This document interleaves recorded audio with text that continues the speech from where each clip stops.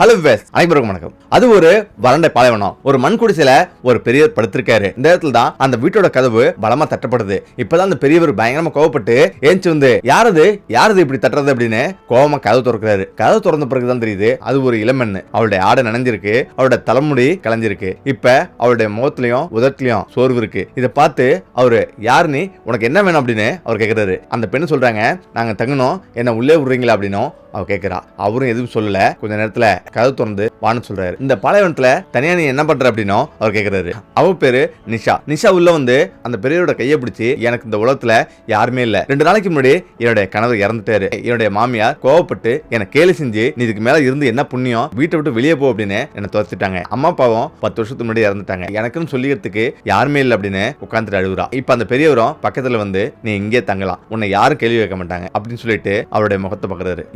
இப்ப மழை நின்றுச்சு. நிஷாவோட உடையெல்லாம் நினைஞ்சிருக்கு. இப்ப பெரியவர் ஒரு போர்வையை கொண்டு வராரு. இதை போத்திக்க. அது மட்டும் இல்லாம இதுக்கு மேல இங்க பயங்கரமா குளிரும், உன்னால தாங்கிக்க முடியாது, இதை போத்திக்க அப்படின்னும் அவர் சொல்றாரு. இப்ப நிஷாவும் போத்திக்கிறா. கொஞ்ச நேரம் கழிச்சு, எனக்கு ரொம்ப குளிருது, டீ போடணும் அப்படின்னு அவர் சொல்றா. அந்த மூலையில கையை கட்டுறாரு. அங்க எல்லா ஜாமானும் இருக்கு. இப்ப அவளும் டீ போட்டு எடுத்து வரா. இப்ப டீ குடிச்சவரு, இவ்வளவு அழகா டீ போடுவியா, டீ ரொம்ப சுவையா இருக்கு அப்படின்னும் அவர் சொல்றாரு. இப்ப திடீர்னு நிஷா பெரிய பக்கத்துல வந்து அவருடைய கை காலெல்லாம் மசாஜ் பண்ணுவா, தலையெல்லாம் மசாஜ் பண்ணுவா. இப்ப எண்ணெயும் தடவிடுவா. இதை பார்த்து அந்த பெரியவர் ஆச்சரியப்படுவாரு. உனக்கு இதெல்லாம் தெரியுமா அப்படின்னும் அவர் கேட்கிறாரு. ஆமா, எனக்கு எல்லாமே தெரியும் அப்படின்னும் அவர் சொல்றா. இதை பார்த்துட்டு முதியோர் முதல்ல தயங்குறாரு. ஆனாலும் அவர் தொடர்ந்து, அதெல்லாம் ஒன்றும் பிரச்சனை இல்லை, உங்களுக்கு வயசாயிடுச்சு இல்ல, இதெல்லாம் பண்ணா உடலுக்கு நல்லது அப்படின்னும் அவர் சொல்றா. இப்ப நாட்கள் செலவோடுது. இப்ப நிஷாவை பார்த்து, நீ எப்படி இங்க உணர்ற அப்படின்னும் அவர் கேட்கிறாரு. அதுக்கு அவன் மெதுவா சொல்றா, இங்க அமைதியா இருக்கு, அது மட்டும் இல்லாம ரொம்ப பாதுகாப்பாகவும் இருக்கு அப்படின்னும் அவர் சொல்றா. இதை கேட்டு ஒரு இளைஞனை போல அவன் அமைதியா பாக்குறாரு. ஒரு நாள் நிஷா பெரியவரோட கையை பிடிச்சி, நீங்க ரொம்ப நல்லவர், என்ன இந்த உலகத்துல எல்லாரும் நிராகரிச்சிட்டாங்க, எனக்கு யாருமே அடைக்கலம் தரல, ஆனா நீங்க தான் எனக்கு அடைக்கலம் தந்தீங்க. அதுக்கு அந்த பெரியவர் ஏதோ சொல்ல வர்றாரு. ஆனா அவருடைய வார்த்தை உதடுகளிலேயே நின்றது. அப்ப அவர் சொல்றா, நான் ஏதாவது சமைக்கணுமா அப்படின்னு அவ கேட்கிறா. அந்த முதியவரும் முதல் முறையா தனது இதயத்தை பத்தி சொல்றாரு. இவ்வளவு நாள் நான் சமைச்சேன், நீ எது பண்ணாலும் அதை நான் சாப்பிட்றேன் அப்படின்னும் அவர் சொல்றாரு. இப்ப நிஷா அவளுக்கு தினந்தோறும் சமைக்கிறா, அதே போல துணி துவைக்கிறா, அவருடைய துணி துவைச்சு போடுறா, வீட்டை சுத்தம் பண்றா. இப்படி 2 பேரும் கணவன் மனைவி மாதிரியே வாழ்றாங்க. ஆனா அவங்க 2 பேத்துக்கு இடையில எந்த ஒரு நெருக்கமும் இல்ல, வெறும் மௌனம், நெருக்கம், உணர்வு. அந்த பெரியவரோட வாழ்க்கையில தற்பொழுது ஒரு வண்ணங்கள் நிறைஞ்சதா இருக்கு. அவர் இவ்வளவு நாள் தனிமையில இருந்தாரு. இப்ப அவரது இதயத்துல ஒரு பிரகாசம் இருந்தது, ஒரு நம்பிக்கை இருந்தது. ஆனா அவருக்கு எல்லாம் தெரியும், இது தற்காலிகமானது, உலகத்தோட பார்வையில இது விசித்திரமா இருக்குது. ஒரு நாள் இரவு நிலவொளியில அவ உட்காந்து கேட்கிறா, நீங்க எப்பவாவது காதலிச்சிருக்கீங்களா அப்படின்னும் அவர்கிட்ட கேட்கிறா. இப்ப அவர் சொல்றாரு, நான் காதலிச்சேன். மௌனமா இருந்துட்டு இப்ப சொல்றாரு, பல வருடங்களுக்கு முன்பு அப்படின்னும் அவர் சொல்றாரு. ஆனா அந்த காதல் காலப்போக்கில் மறைஞ்சிருச்சு, அவ அடக்கம் செய்யப்பட்டிருக்கா அப்படின்னும் அவர் சொல்றாரு. நிஷா மெதுவா சொல்றா, காதல் ஒருபோதும் மறையாது, மீண்டும் அதை விழித்துக் கொள்ளும் அப்படின்னும் அவர் சொல்றா. அந்த முதியவர் முதல் முறையா அவருடைய கண்களை பாக்குறாரு. அதாவது பல வருஷத்துக்கு முன்னாடி வேறொரு கண்களை தெரிஞ்ச அதே பிரகாசத்தை அங்க பாக்குறாரு. நிஷா அவரோட கையை பிடிச்சி அப்ப சொல்றா, நான் என்றும் இங்க நான் தங்க விரும்புறோம் அப்படின்னும் அவர் சொல்றா. அவரும் எதுவுமே பேசல, ஏதோ சொல்றது போல வானத்தை பாக்குறாரு. அவரு பேரு பக்கீர். இப்ப பக்கீரோட வாழ்க்கையில நிஷாவோட வருகை ஒரு விசித்திரமான மாற்றத்தை கொண்டு வந்திருந்தது. பல வருடங்களா தனிமையிலே வாழ்ந்த அவரு இப்ப தினமும் காலையில நிஷாவோட குரலை கேட்டு விழிக்கிறாரு. ஒவ்வொரு மாலையும் அவருடைய இருப்பு அவருக்கு ஆறுதலா இருக்கு. நிஷா வீட்டை அலங்கரிக்கிறா, வீட்டை முற்றிலும் தொடச்சு சுத்தம் பண்றா, சுவர்களுள்ள ஒட்டடை அடிக்கிறா. அது மட்டும் இல்லாம சமையல் அறையில ஏதாவது ஒன்று சமைச்சிட்டே இருப்பா.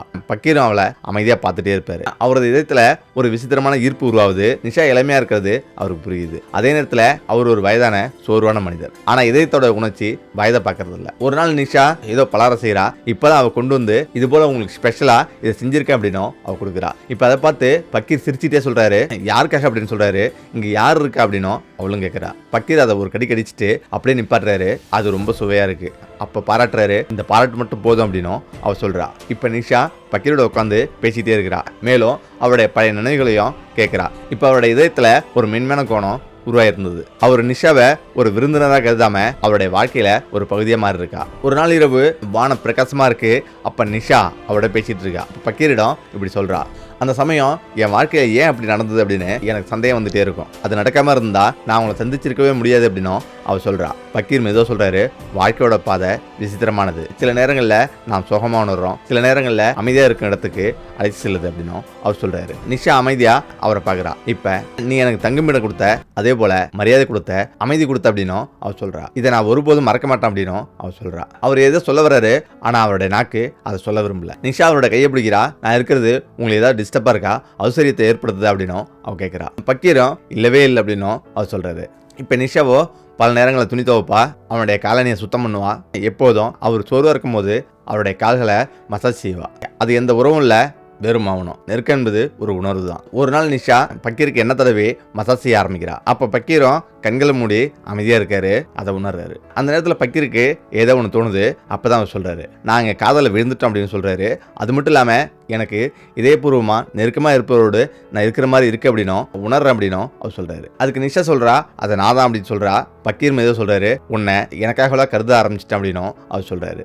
அவருடைய இதயத்துல ஒரு புயல் எழும்புது. அவருக்கு தெரியும் நிஷாவோட மனதுல ஏதோ இருக்கு அப்படின்னு. ஒரு நாள் நிஷா பக்கீருக்கு ஒரு பரிசு கொடுக்குறா. அதாவது ஒரு சின்ன கைக்குட்டையில ஏதோ எழுதி அவருடைய கையில கொடுக்குறா. பக்கீரும் அதை பாக்குறாரு. அவருடைய கண்கள் ஈரமாகுது. இது நீ செஞ்சதா அப்படின்னும் கலங்கிட்டே இருக்கிறாரு. நிஷாவும் ஆமான்னு சொல்றா. இப்ப அந்த கைக்குட்டைய மார்பிள் அணைச்சிக்கிறாரு. நன்றி நிஷா அப்படின்னும் அவர் சொல்றாரு. இப்ப அவரும் நிஷா நாளைக்கு ஆரம்பிக்கிறாரு. இப்போ ஒரு நாள் பக்கீர் நல்லா தூங்கிட்டு இருக்காரு. இப்ப நிஷா வந்து கட்டில் அமரா. கட்டில் அமர்ந்து அவர் ரொம்ப நேரம் பார்த்துட்டு இருக்கா. இப்ப பக்கீர் கண்ணை விழிக்கிறாரு. கண்ணை வச்சு பார்த்து ஆச்சரியப்படுறாரு. நிஷா, இன்னும் நீ தூங்கலையா, விழிச்சிட்டு இருக்கியா அப்படின்னும் அவர் கேட்கிறாரு. ஏன்னா இரவு 1 மணி ஆயிடுச்சு. அதுக்கு நிஷா சொல்றா, நான் உன்னை பார்த்துருந்தேன் அப்படின்னும் அவர் சொல்றா. என்ன பார்த்துட்டு இருக்கியா, ஏன் பார்த்துட்டு இருக்க அப்படின்னும் அவர் கேட்கிறாரு. எனக்கு உயிர் கொடுத்தது நீங்க தான் அப்படின்னும் அவர் சொல்றா. பக்கீரும் எதுவும் சொல்லாம கண்களை முடுறாரு. இப்ப பக்கீரோட வாழ்க்கையில நிஷா மட்டும் தான் இருக்கிறா. அவருக்கு வேற எந்த உறவும் இல்லை. முக்கியமா அந்த பாலைவனத்துல இருவரும் ஒருத்தருக்கு ஒருத்தர் நெயிலாவே மாறிட்டாங்க. நிஷாவில் இப்ப பக்கீர் இல்லாம ஒரு நிமிஷம் கூட வாழ முடியாது, அந்த அளவுக்கு அவங்க இருக்கிறாங்க. பக்கீருக்கு கூட அவள் இல்லாம ஒரு நாள் முழுமையடையாது. ஒரு நாள் நிஷா சொல்றா, நீங்க எப்படி இருக்கீங்க அப்படின்னு பக்கீரை பார்த்து கேட்கிறா. அதுக்கு பக்கீர் சொல்றாரு, காலம் எப்போதும் நிக்கிறது இல்லை அப்படின்னும் அவர் சொல்றாரு. ஒரு கணம் நிஷா அவரை பார்க்கறா.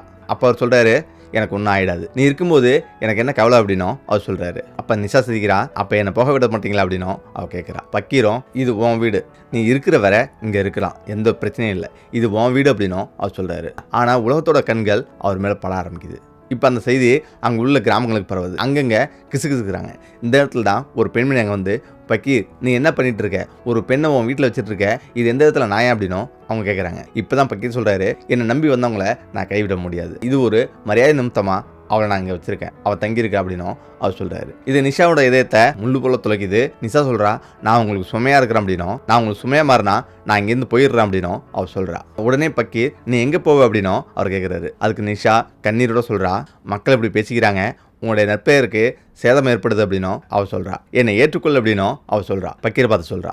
பக்கீரும் உடனே நீ என்ன சொல்ற அப்படின்னா அதிர்ச்சி ஆகுறாரு. நிஷா கண்களை தாத்திக்கிட்டே இப்படி சொல்றா, என்னை மணந்து கொள்ளுங்க அப்படின்னும் அவர் சொல்றா. பக்கீர் சில நிமிடம் மௌனமா இருக்காரு. எனக்கு வயதாயிடுச்சு அப்படின்னும் அவர் சொல்றாரு. நான் உனக்கு அடைக்கலம் கொடுத்தேன் அவ்வளவுதான் அப்படின்னு சொல்றாரு. மக்கள் இப்படிதான் பேசுவாங்க, ஒருத்தருக்கு ஒருத்தர் உதவி செஞ்சாவே இப்படிதான் மக்கள் பேசுவாங்க அப்படின்னும் அவர் சொல்றாரு. பிறகு நீ இளமையா இருக்க, நான் உனக்கு அடைக்கலம் கொடுத்தது மூலம் நான் உன்னை அடைஞ்சிட்டேன், மனைவி ஆக்கிட்டேன் அப்படின்னும் மக்கள் சொல்லுவாங்க அப்படின்னும் அவர் சொல்றாரு. நிஷா சொல்றா, மக்கள் எப்படியும் பேசுவாங்க, நம்ம ஒருத்தருக்கு ஒருத்தர் உதவி செஞ்சுட்டு இப்படி வாழ்ந்துருந்தோம்னா தவறாக தான் பேசுவாங்க, அது ஏன் ஒரு உறவாக இருக்கக்கூடாது அப்படின்னும் அவர் சொல்றா. பக்கீர் வானத்தை பார்த்துட்டு இப்படி யோசிக்கிறாரு. இப்போ சரி, உனக்கு சம்மதம்னா எனக்கு சம்மதம் அப்படின்னு அவர் சொல்றாரு. இப்போ பக்கீருக்கும் நிஷாவுக்கும் திருமணமாவது. அவங்க வீட்டில் ரொம்ப எளிமையா 4 பக்கம் பூக்கள் கட்டி அமைதியாக உட்காந்துருக்காங்க. சாட்சிகள் இல்லை, சடங்கு இல்லை, ஆனால் அவங்க 2 பேத்துக்குள்ள இதெல்லாம் நடக்குது. அந்த பாலைவனத்தோட அமைதி தான் அவங்க 2 பேத்துக்கும் சாட்சி அளிக்குது. எப்போதையும் விட நிஷா பக்கீர் அதிகமாக கவனிச்சுக்கிறா. அவள் உணவு சமைப்பா, உடையில் துவைக்கிறா, இரவுல அவங்க அமர்ந்து நட்சத்திரத்தை பார்ப்பாங்க. பக்கீரும் தனது வாழ்க்கையோட போக்க உணர்றாரு. அவருடைய வாழ்க்கையில